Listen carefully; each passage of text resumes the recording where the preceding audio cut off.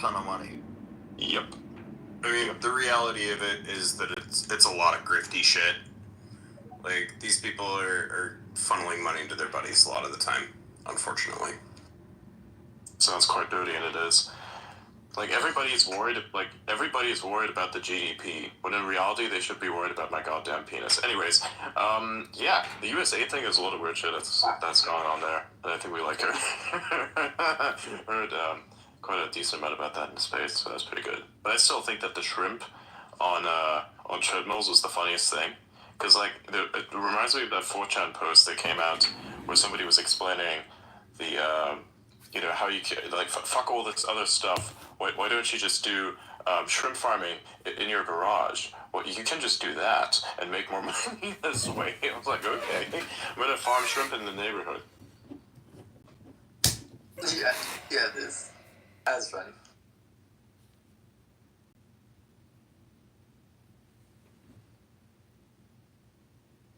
Alright. Anything else we'd like to discuss in relation to this, or is that... Yeah, I mean, I thought it was great that Elon started talking about the sort of the legal predicament that the administrative state is in. It's something that we all kind of acknowledge in law school as we learn about it, but it's just basically like courts have kind of broadly and expansively interpreted the Constitution to allow for these creations of the legislature that really fall outside of what their designated constitutional purview is. And we don't really talk about it a whole lot, but it's a massive amount of our budget. And a massive amount of the federal employment structure. And, you know, I think that we should maybe revisit the notions of the administrative state and think about what's actually constitutionally supported. And, you know, perhaps the Supreme Court might have some things to say in the near future as well. Yeah, I think Elon also adds, you know, depending on whatever skill sets that you may have, you should probably consider applying or helping out Doge in any capacity that you can, because I think it deserves all the support. I mean, they're doing some really, really awesome work. I have applied to Doge myself, so I'm going to help in every way I can.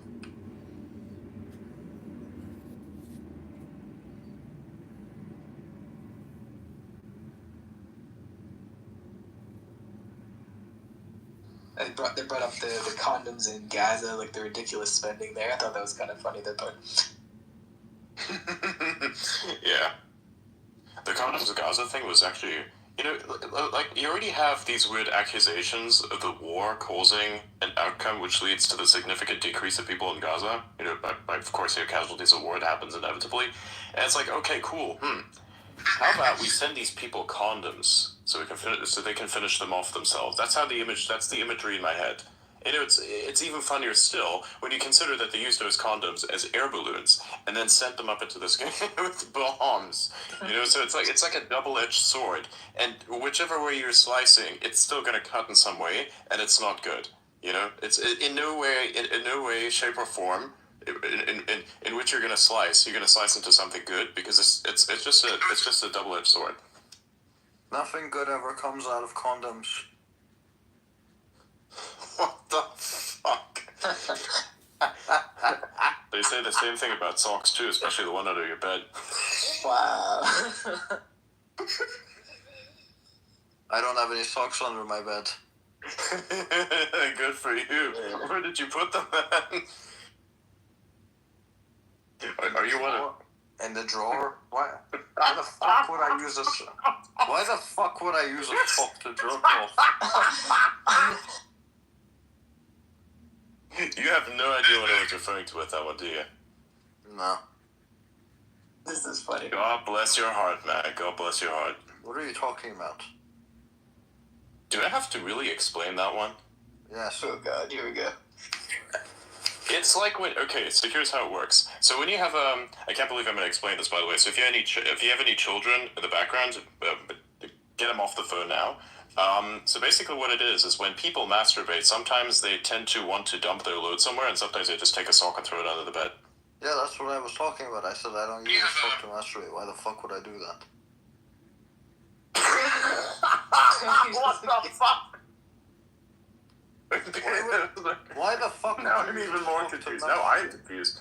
I think it's an efficiency measure. You know, if you throw them under the bed, that creates additional administrative hassle and recovery and cleaning. A drawer system improves the efficiency by There's nothing at least efficient 60%. about this. There's nothing efficient about this. All you're doing is you're getting athlete's foot on your dick. You don't wear the sock first. You must use a fresh sock, you know? Like, it doesn't have to be... I hope the sock is made of natural fibers. There's no such thing as a fresh No polyester. You've already worn it. What the fuck? I opened up a huge can of worms there. I did not intend this, by the way. What the fuck? Oh my god. I think you opened up a sock drawer of worms. That's right. Oh my god. I think this is definitive proof that I'm not Elon, because who the fuck is going to do shit? Actually, that does kind of sound like This is a ball of worms. This is a ball of worms, yeah. But This is horrible. Sorry. It's back on topic. Shit. But why did you highlight the administrative efficiency, though? Because it's a Doge space, of course. Right. But like, what's like Department of Gooning Efficiency. Ooh, nice. Yes. We actually should start up like an X page, we're going to call it that, and we're going to give you tips as to how to deal with certain things that otherwise would be, cumbersome. Emphasis on the first three letters there. Anyways, we're gonna continue along. Sorry, I've had a long day of being very massive nerd, so there's a lot of this pent up that needs to come out. So yeah, sorry about that. You can probably tell by the stuff I've been writing on my timeline that I'm like deep into some shit. It's pretty cool. Your neurons. Yeah, you're enhancing your neurons. Yeah. Yeah. Autism intensifies. I think about triangles now. Like a lot about it. It's fucking amazing. I'm serious, by the way.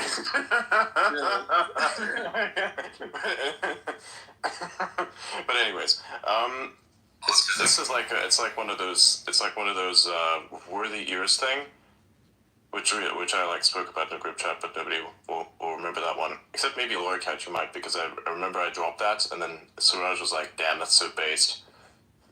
It was like a thing about we were talking about like a thing that happened in Spaces almost a month back now, and that's pretty cool. Can't believe it's a month ago now. But yeah, it was actually I don't think there's really that much we can talk about when it comes to the Doge space, but I mean, unless anybody else has any thoughts about how that went. I like the fact that based Mike Lee, it's funny, his account, he like came up and he was speaking, so that was pretty cool. Oh, yeah. Definitely added to the vibe. I like that part. He's talking about the Doge revolution. That's kind of cool. Yeah. We got a Vivek being there. That one's pretty nice.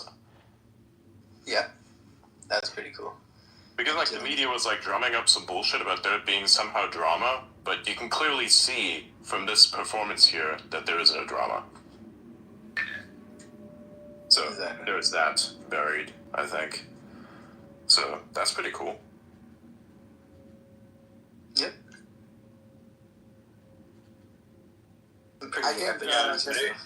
I think a lot of the drama related to this stuff is likely to play out in court. I mean, there will be various stakeholders who want to sue to stop some of these actions.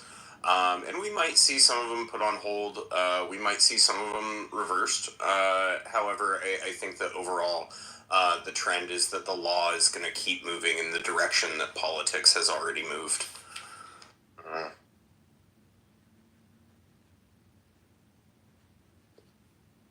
Yeah, makes sense. What the hell? Yeah, it's kind of cool. He said he thinks they can take $1 trillion out of the deficit next year, and with the support of Trump, Congress, and the judiciary. So they're saying if they had a $2 trillion deficit and they could take $1 trillion out, and then basically they could grow the economy to cancel out the last trillion, and basically inflation would be negligible. Pretty cool. Yeah. What the? What the fuck?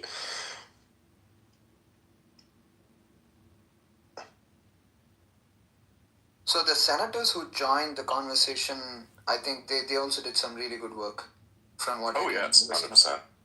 100%. Yeah. Yep.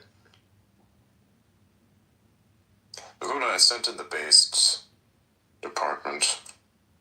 We have a base department, by the way. Yes, indeed. We too have our own government efficiency program, but it runs before the efficiency program needs to do its job of deleting things. We just make sure that nothing needs to be deleted. It's like we're like a step ahead.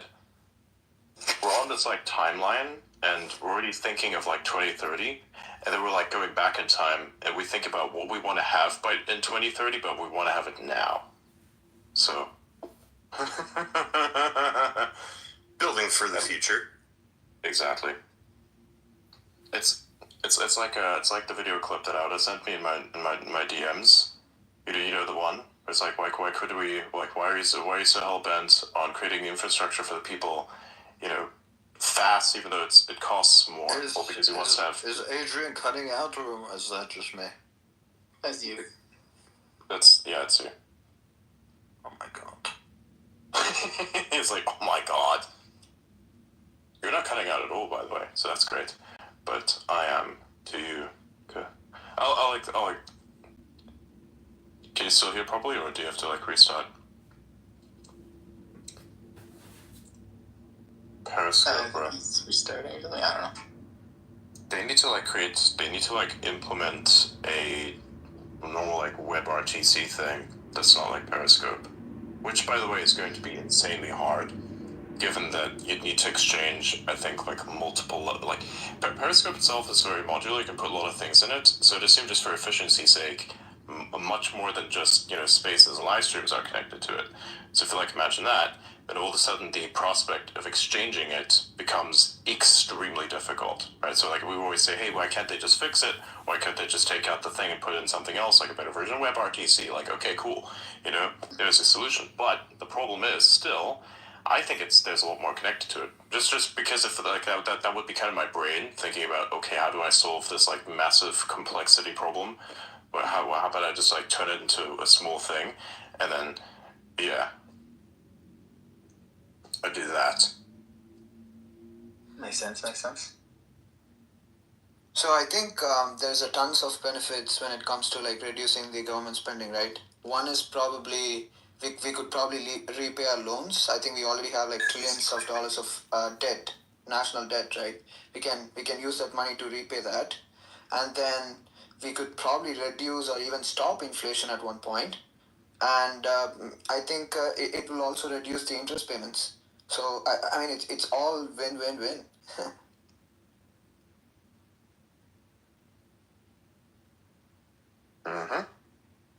Alright. Honestly, at this point, if Blue Sky comes out with fucking Space's alternative, that might probably be the best reason to move. That's how shit Periscope is. What the fuck is this? Bruh. Anyway. Well, yeah, you were saying, I sent you a video. What video was The Dubai thing? Which Dubai thing?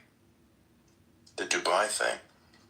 That you want to build it faster because you want the people to have it now. Yes, that one. yes, exactly. Yeah. That's how we think. That's why we don't need, like, we ourselves as a group of people, we are like the Department of Government Efficiency, but we like want to have things that are in 2030, but which are cool, but we want to have them now. So it's like that post which I sent out there where it said, this is how my brain works. This is how basically I want things to go. It's like you think about this amazing thing that you can have in the future. Well, what if you can have it now? Then actually you're starting on the first steps of, okay, if you're already there, do you actually need it? And then once you finally decide, okay, this would actually be the best thing for me, then you go ahead and pursue that as much as possible. And then you get there. Makes sense. It's like when somebody asks, hey, what if you had like an insane amount of money? Like there's a lot of problems that come with you, like that come find you because of the way that money works, especially at a certain volume. It's like, do you really want that? Are you sure you can deal with those problems? You know, that's what people don't ask themselves. They just want the moolah, they just want the fucking money, they just want the stacks and be like, yeah, boy, I got it. But they don't understand what comes with it. Like, that kind of mindset will have you have the money and then lose it just as quickly as you got it. Yeah, they Yeah, want exactly. the positives without the negatives.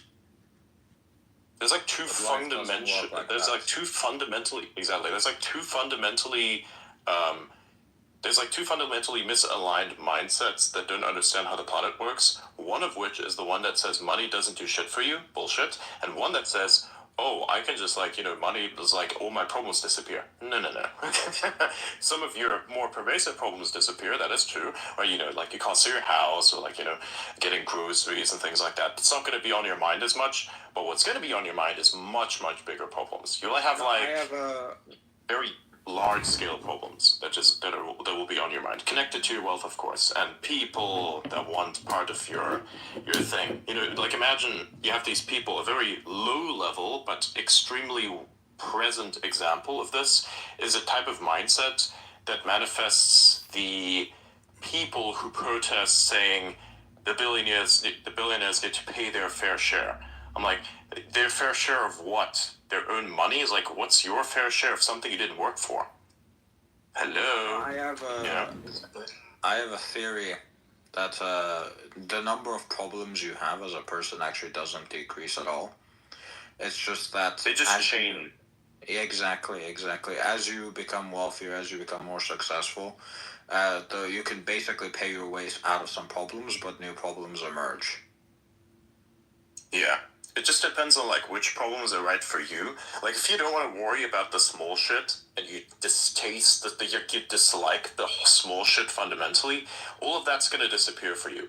But if you are not mentally capable of dealing with the bigger problems that automatically come with this being at a high level, then that's not for you, and you're actually better off with the small problems than try to deal with big problems that you don't have the mental bandwidth for, because it's going to destroy you. Right? This is not a, you know, worthy type of thing. This is a, do you want to remain sane, or do you want to like develop ideations that are self-destructive as a result of your sanity vanishing? Like that's what you have to consider. You know, and actually it's actually funny because not many people actually consider this for themselves, so they don't really understand how money works. And then you have, you know, occurrences which are quite shitty. Like, for instance, people saying, oh, hey, you know, it doesn't matter, like, how much government, for instance, spends, right? Because then it's like, okay, it's not my money. Like, no, motherfuckers, your taxes. So it's like, okay, cool. You know, nobody understands that. It's like, oh, yeah, it could go there. Oh, that's fine. Oh, what about the aid? Leave the aid in. I'm like, aid for what, though? Like, do you ever consider, like, how effective that is? And then it's like the same people that give money to charity. It's like, okay, cool. Some charities work. I'm not going to say that all charities are a problem. You know, some charities I think are generally good. But I think just like with the USAID, where it's like the majority of all this stuff is bullshit. I think, especially with the charities and the foundations. Like, I think most of it's just bullshit. I think there's a very small percentage which is very, very good, and they do quite a lot of work. And that work is very underrated, as a matter of fact. And you will hardly hear of them. You'll only hear of them occasionally because it can, like, raise large sums of money from, like, really influential people. So, like, that is pretty cool. Like, they do a lot of work. But otherwise, you know, it's like the cancer the institute like supposed to study cancer, but doesn't admit where cancer actually comes from. It's like, well, what is that? Nobody ever asked. I was like, hey, we're gonna find the research for like curing cancer. It's like, yes, we already know what prevents cancer from occurring in the first place. You don't have to like work on the cure if you already know how to eliminate the problem. It's like saying, oh wow, I have a problem where I shoot myself in the foot. So now I'm gonna have to figure out different types of unique technologies to come up with a foot guard to prevent the bullet from damaging my foot because I keep shooting myself in the foot. When in reality, you just take away the fucking gun. Right, like people, you know what I mean? Like it's a very intuitive way of thinking, but nobody really thinks about that. It's like, okay, you have the cancer problem, right? Okay, cool. What actually causes it? There's nobody. It's like crickets in the room. They're like, okay, what kind of potential cures do you have? Like, what do you think? Like, everybody thinks chemo, things this, things that. Okay, go, cool. Okay, but like, what? How do you like prevent it from happening in the first place? Crickets. This is very quickly turning into a conversation. Yes. Indeed. Like seriously, it's actually kind of part of the Doge thing, because like when you deal about you think about foundations, you think about charities, you think about aid given, all that kind of stuff. These are just examples of purposeless organizations existing that want like things. They want they want a piece of a very large pie. They like see the potential money that's out there as like, I want a piece of that. I want a piece of that. It's like it's like you're looking at a gigantic bowl of like candies, and it's like, ooh, piece of candy. But like everybody else is, ooh, piece of candy. And then maybe one guy comes along and is like, ooh, piece of candy, grabs a whole fucking handful. What if 10 other people do the same thing? What if now 15 other people do the same thing? How long do you think it's going to take until the yearly bowl is empty? Like, this is the same problem here. That's why you had like this interesting example that was brought up. It was like in 2019, they like 2.5 trillion was like spent in 2019, whereas like 7 trillion was spent this like I think last year, was it? It's insane. So it's like, what the fuck is that? That's remarkable. So yeah, and then we can debunk a little funny thing here.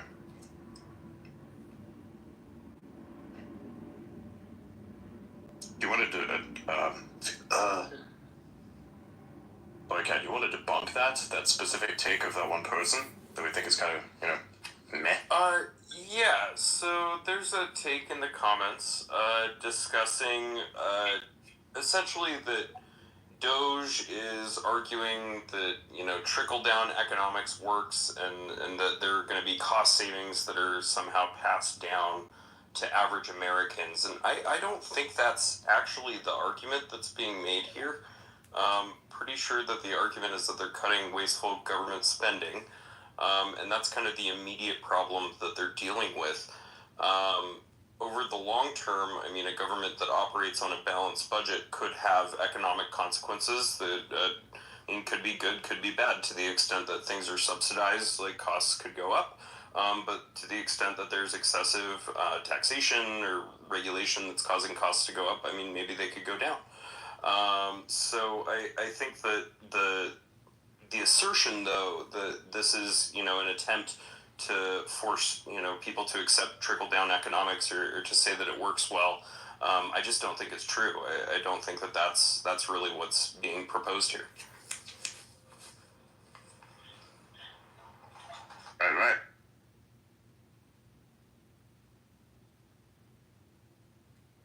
There's people here with like motorcycles. It's insane.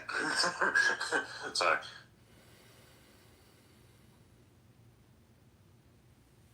All right, let's see. Oh yeah, sure. Let's bring him up. By the way, I don't want any international politics takes today. I just want to be specifically focused on the U.S. with this, because that's what we're talking about. And no international relations shit, just like with the regional stuff. That's kind of what we're going to deal with there. Like just what was discussed in the Doge space would be pretty cool. Welcome. Hey. Been a while. Hey gang, yeah, I was at the Doge space. It was phenomenal. Elon Musk, Vivek Ramaswamy, Senator Ernst went through a whole discourse on all the great measures that they're working on cutting, namely, redundancy, inefficiencies. They talked about the flaws of U.S. aid, and it was just a very good, positive, feel-good space. And they talked about President Trump's accomplishments. It was really, really positive. Good vibes. All is good. That's nice. So what's the deal with people saying the Jews killed JFK now? Huh? Yeah, that's wild. Or RFK as well? Like, I'm just like looking at my timeline right now. I just refreshed it, right? I just got I don't know. People are going schizo. They're going to do what we're going to do. Anyways, back to the topic of the Doge space. Let's talk about Doge. Yeah. What do you guys think of them getting rid of USA and NED? I think it's amazing, for one. Yeah. I think it's gonna be good. As soon as I agree. I agree with Rand Paul's take on this. Basically, foreign aid is taking money from the poorest people in your country, poorest people from a rich country, and giving it to the poorest people, to the richest people in a poor country. That's foreign aid. Yeah. I saw a really great take. I forgot who said it. It's a libertarian that USAID is essentially a way for the U.S. government to do illegal shit overseas without any sort of oversight. Like, Congress does not approve it, the public doesn't approve it. It's just them giving money to a bunch of quote-unquote NGOs, which could be literally a mercenary outfit for all we know, and they go do bad shit. That is what USAID is, right? It's the ability to do whatever you want with government money or taxpayer money without any sort of agreement from the public that they should be doing that. It's a mess, right? They shouldn't be doing stuff like this. And that alone, I think, is a pretty good reason not to have organizations like USAID and so many others. Like, it's not the only one, right? I've looked into a number of these organizations, and they're by far the biggest, and they're definitely the ones getting away with like a lot of the funding of, say, censorship outfits. For instance, USAID is the lead funder of Nina Jankovic, if you guys remember her, the disinformation, DHS disinformation person. They're funding her organization in the UK so that she can promote censorship of Americans. Like, that is what they're doing. Yes, it's they get away with this stuff, and not anymore, because now we're gonna make them stop. And it's funny, I had this argument yesterday with a friend of mine, and he's on the fence about USAID. He's like, well, if America's using it to get rid of dictatorships and to make the world a safer place, a more pro-America, that'd be great. And I said, have you seen the world lately? Do you think the world likes what America is doing? Do you think the world enjoys USAID? No, it's making everybody into an enemy of the United States. So it's backfiring. Even with its own stated mission, it's not good at it, because these people are clowns. They're kind of like the CIA guys who tried like 100 times to kill Cuban leader Fidel Castro. It only pissed off the Cubans. It didn't really do anything. It's none of this actually works. It's a waste of money. It's a waste of time. It's a waste of resources, and that's how useless this program is. It's only making the world a worse place. If you look at the places USAID has gone to, for instance, Afghanistan, they spent USAID money, right, to promote transgender acceptance. So, I mean, that's Afghanistan. The country's hardly, it's not liberal. And you're trying to force them to accept trans people. Excuse me. None of this works. It's a waste of money, and it pisses people off. And if anything, it made the Taliban more popular than they would have otherwise been if it wasn't for USAID and all of that American money going to gender equality studies teachers in the American University in Kabul. This is how stupid these people are. Yeah, and what's also crazy is that we've got USAID and NED funding the International Republican Institute, which is a McCain-associated and aligned organization that is actually trying to do foreign policy mostly autonomously from our own deep state, in fact, which is crazy. And right now, they've been trying to negotiate U.S.-Bangladesh foreign policy with the chief executive of the country, Mohammed Yunus. Very interesting stuff. Oh, yeah. I mean, they're kind of like the European Council, right? They're not part of the EU, but they try to act like they're bigger than the EU, right? And the NED is funding organizations that are, for all intents and purposes, a deep state, because they're making deals, backroom deals, with these foreign leaders and dignitaries without the sort of like express support of the U.S. government or the president, for that matter. So, yeah, Trump might have some agreement with some president somewhere, and these guys go behind his back and start talking to the opposition leaders of a foreign country, right? This is what they do. They shouldn't be doing stuff like that, and it shouldn't be taxpayer funded. If regular people want to do something like that, it's fine, I suppose, to an extent. Could be illegal, but they should not be using taxpayer dollars for it. You know what's funny?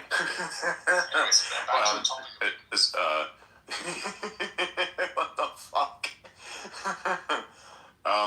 While the coronavirus was created, of course, as well. Did you know they paid almost $69,000 US dollars to the Battery Gas Corporation in China And it was specifically, the description was, and I quote, to cover the expenses of dancing to connect workshops in Wuhan. No way. Oh boy, Wow. Literally We're like dead. putting you on me, and here we go. Holy shit. Literally dead. That is incredible. I love that. I can't even be mad at that. Is so terrible and so stupid. I can't even be mad about that. I don't think anyone really can be mad about that. That one's funny. I did want to talk a little bit to Ian's point about the deep state impact of U.S. aid. I think that might be a little bit overblown. In my experience, it's typically just grifty stuff. I mean, it's like people making shady deals with people that can somehow get them a kickback. Yes, More for often the most than part. it's some sort of like nefarious, deep NGO operation to try to destabilize a government or something like that. That's far less common than just like some kind of grift. Oh, I know. I'm not saying like all of the money is going towards destabilizing the world, right? It's, I would say probably 95% of it is grift, right? It's kickbacks and bullshit, right? They're using taxpayer dollars to give themselves money. That alone should be an imprisonable offense, right? There's no question there. It's corruption.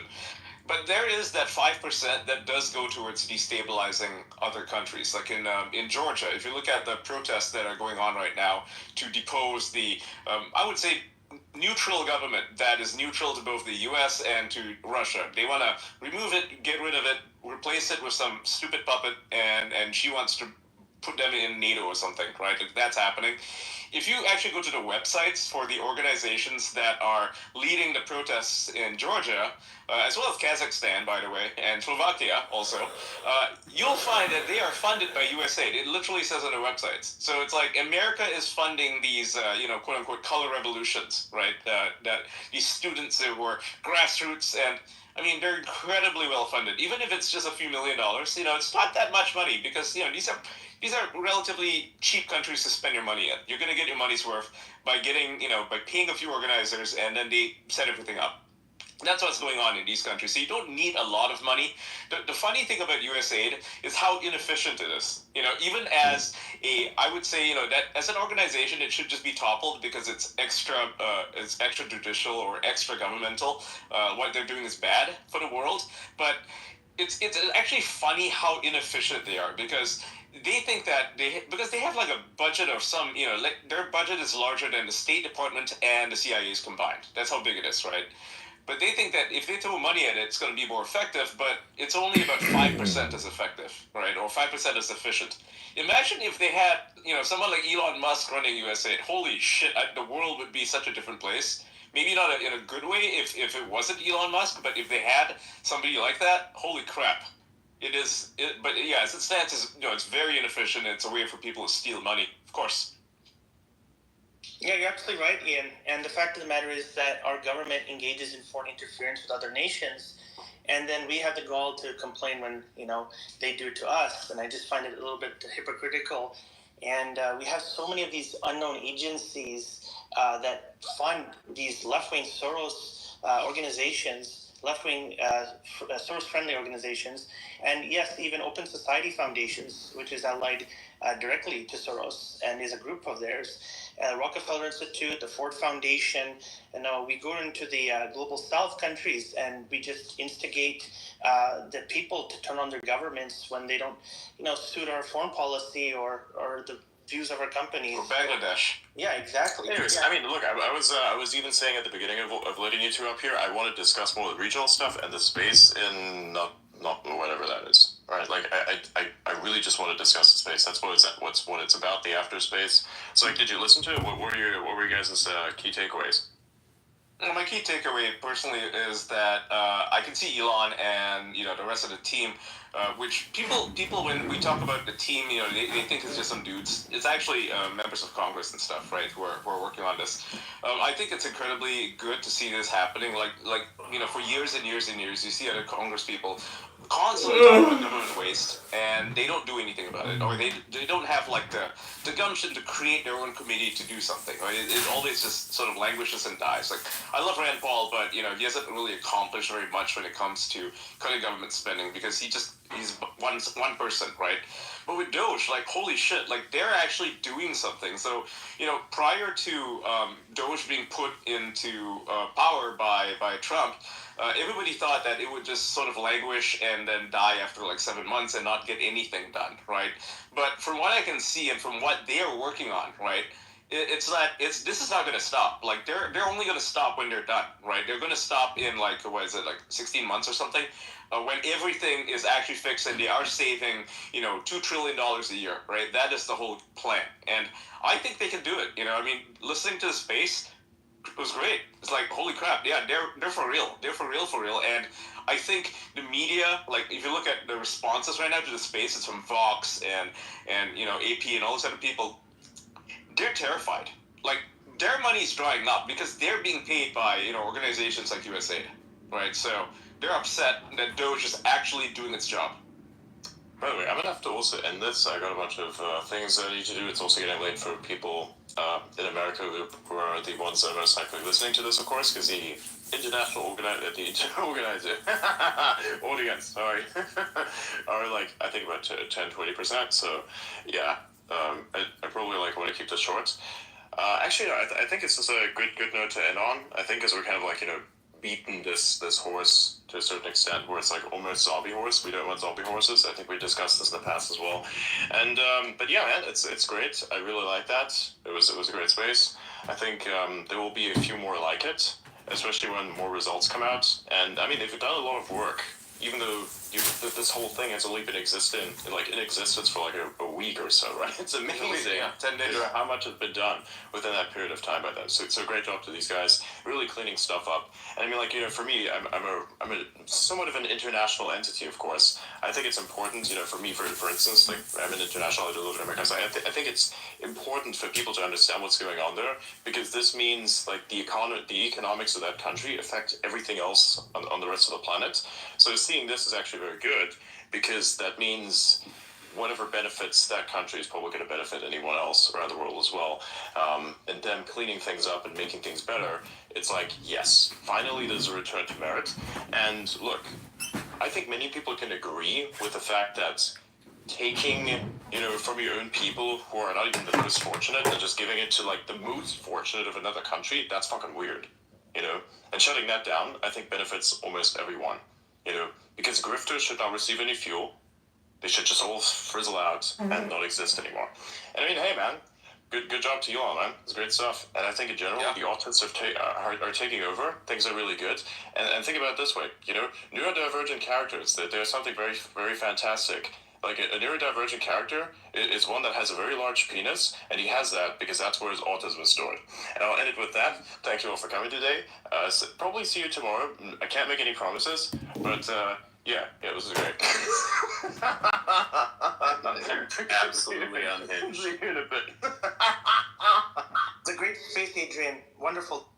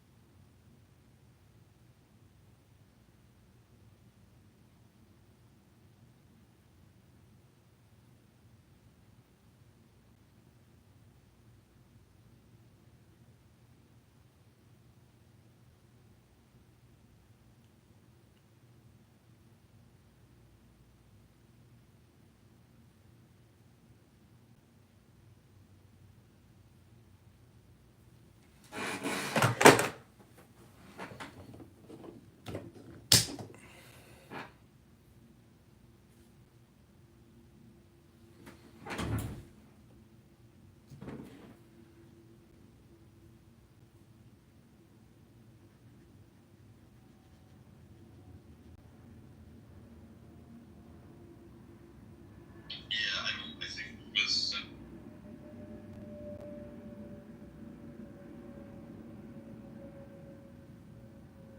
R/Deloitte. You know, folks, you're a good pointer. Americans. Yeah, I think there's a lot of good evidence. One of the things that just like syndrome over, things are really good. And think about this.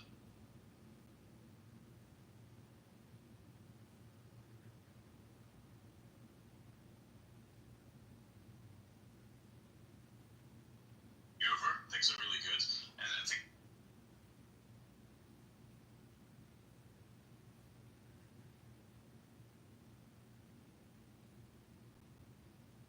over, things are really good. And think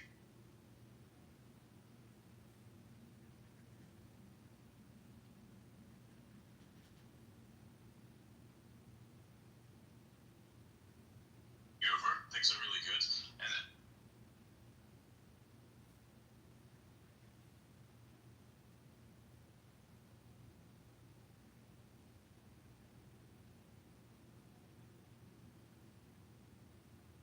over, things are really good. And think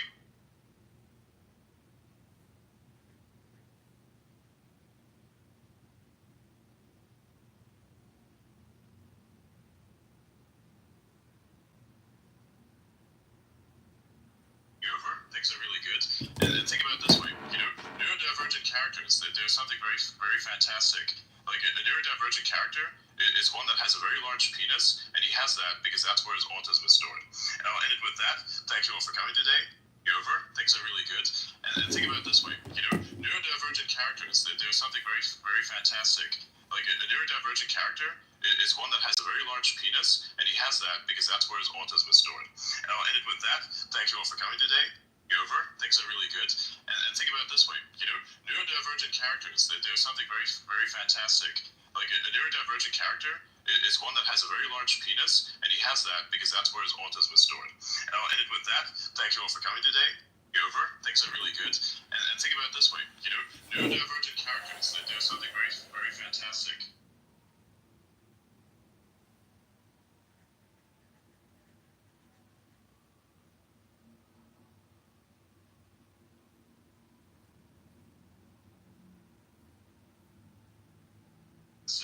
Like a neurodivergent character.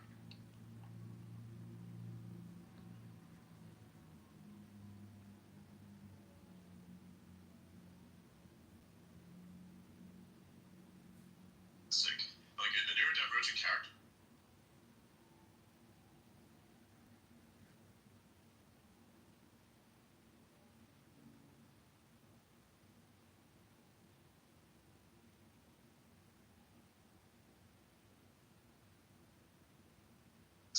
Like a neurodivergent character.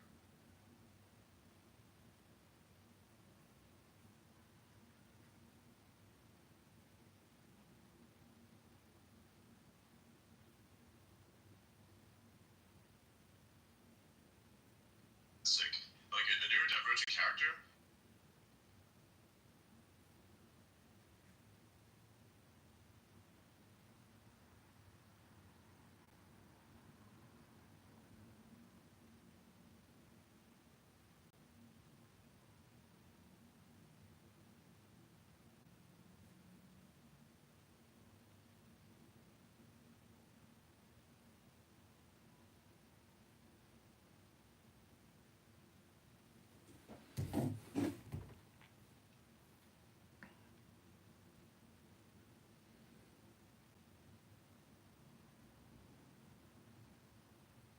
Called racist. So